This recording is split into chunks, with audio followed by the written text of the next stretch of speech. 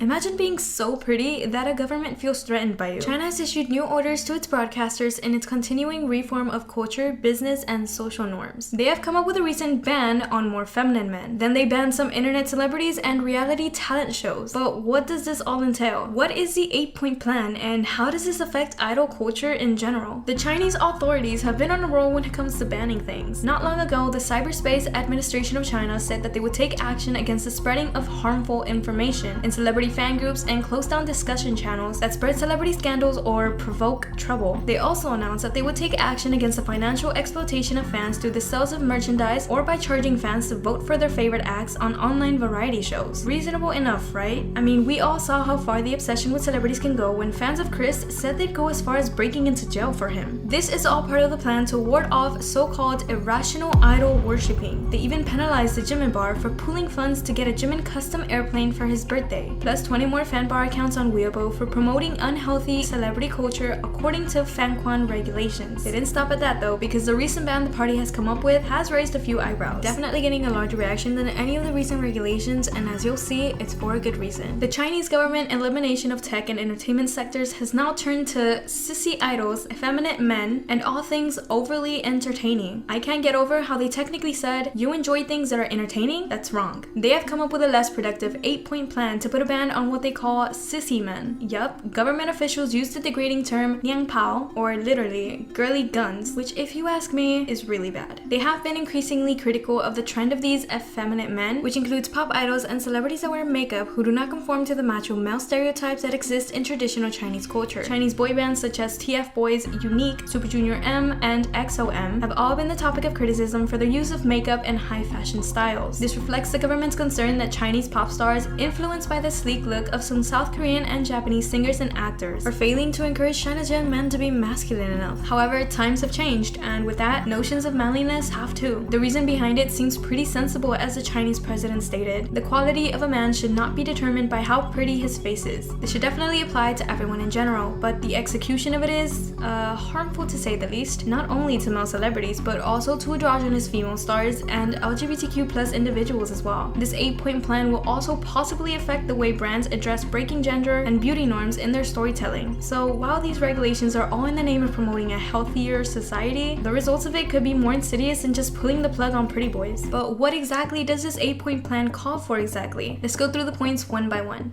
Number 1. Boycott illegal or immoral personnel. When selecting entertainers and guests, radio, television, and internet platforms are not allowed to employ people who have an incorrect political stance, break laws and regulations, or speak or behave against public order and morals. Number 2. Boycott traffic-only standards. Idol selection shows like Idol Producer, Youth With You, and Produce 101 China cannot be shown, as well as shows starring the children of celebrities. Shows should strictly control voting and will discourage fans to shop or buy memberships in order to vote for their idols. They should also include this rule in survival shows in other countries too, like Girls Planet 999 for example. Hyuning Bang's fans literally bought thousands of cheap SIM cards to rig the voting. That seems illegal. Number 3. Boycott high pay in the entertainment industry. They're going to strictly regulate payment for guests, encourage celebrities to participate in charity shows, punish fake contracts, and tax evasion. I know, I didn't expect a reasonable point in this plan either, but they really nailed it with this one. Other countries should take note, but on this one point only. Number 4. Regulate showbiz staff. The government will enforce licensing television hosts and provide professional and moral training. According to the authorities, entertainers should not use their profession and fame to gain profit, which is true in every way, but when we get to the main and strangest point of this plan, I have a lot of questions about what the Chinese government considers as moral.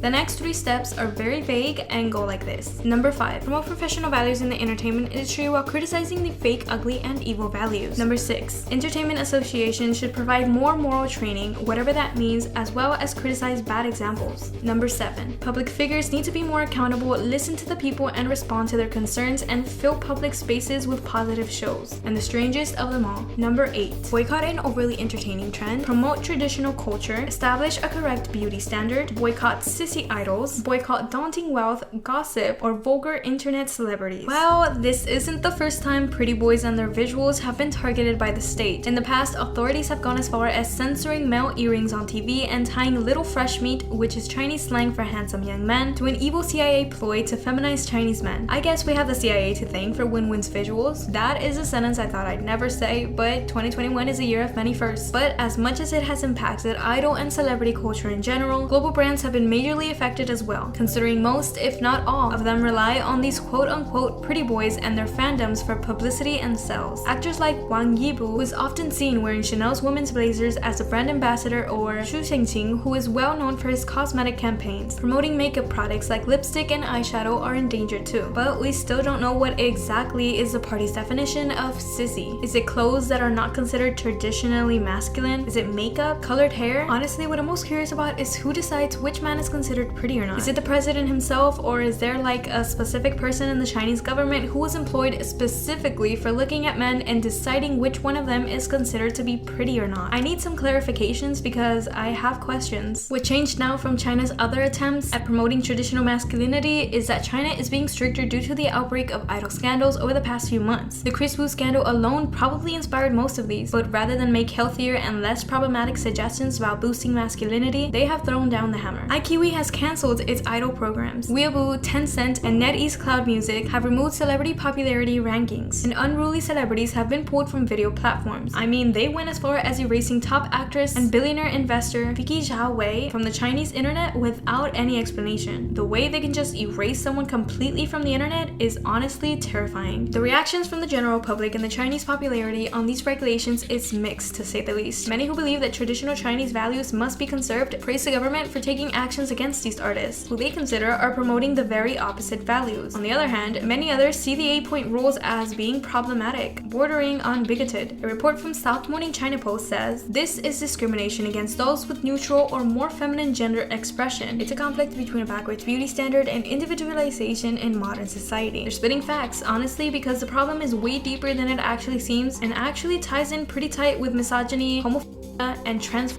If that wasn't obvious enough, government officials literally used the word sissy and we're supposed to believe that they aren't being homophobic. In addition to this, the Korean netizens have a few opinions on the matter too, because hey, when have they passed on the opportunity to give their opinions? I might have to excuse them on this one instance though, because the Korean entertainment industry will be largely affected by these regulations. There are numerous groups that have Chinese members like GOT7, NCT, and 17, and I don't have to emphasize how pretty they are. I mean, I don't know the president's taste in men, but I can surely say Lay and The 8 are generally considered pretty boys. Taking all this into consideration, will they be able to promote in their home country, or will they also get a temporary ban like many Chinese celebrities before them? A lot of these idols have done brand deals and sponsorships with Chinese brands, but since these brands are now prohibited from collaborating with pretty boys, this will probably take a hit in their income. These groups and Chinese idols won't be the only ones who are affected by these regulations. You probably all know that China is one of the largest markets and K-pop groups are highly dependent on Chinese sales. So are these boy groups going to have to alter their soft and, according to the party, feminine image in order to do well on the Chinese market? The government has already given tips and tricks to idols that they can follow to look more masculine according to their standards, including facial hair, thicker eyebrows, chunkier bodies, and uncolored hair. Just imagine Jungkook with a beard. How can I even begin to process that? Not only that, but a lot of male idols have promoted beauty brands in the past, some of them even being ambassadors. I don't know about you guys, but I can't look at Bobbi Brown products without thinking of Kai. BTS too have done a lot of brand deals and sponsorships with cosmetic companies, but does this actually mean that these very brand deals are gonna become the reason they won't be able to promote in China anymore? Nevertheless, on top of idols being affected, it's evident that many Chinese boy bands are at risk of being targeted if they don't completely reform their public image and identity. Recently, many idols have debuted with the opposite of what the Chinese netizens consider masculine style and visuals. Chinese boy bands such as TF Boys, Wavy, Into One, and more will be forced to redefine their image if they want to avoid penalties from the government. Most notable is the viral idol Hu Yetao, who debuted on Produce Camp 2021. Although he didn't make it to the final lineup as he was eliminated towards the end of the show, Yetao gained a large following for his uniquely feminine style. With his long hair, delicate makeup, and flirtatious attitude, the Chinese idol garnered countless fans for the very thing the country is trying to ban. So, in conclusion, what do you think these idols will do? Will they pull out of the Chinese market altogether, or actually alter their image to fit these regulations so as to not affect their sales in the country? Tell me your opinions in the comments. Hope you enjoyed the video and have a great day ahead of you. Bye!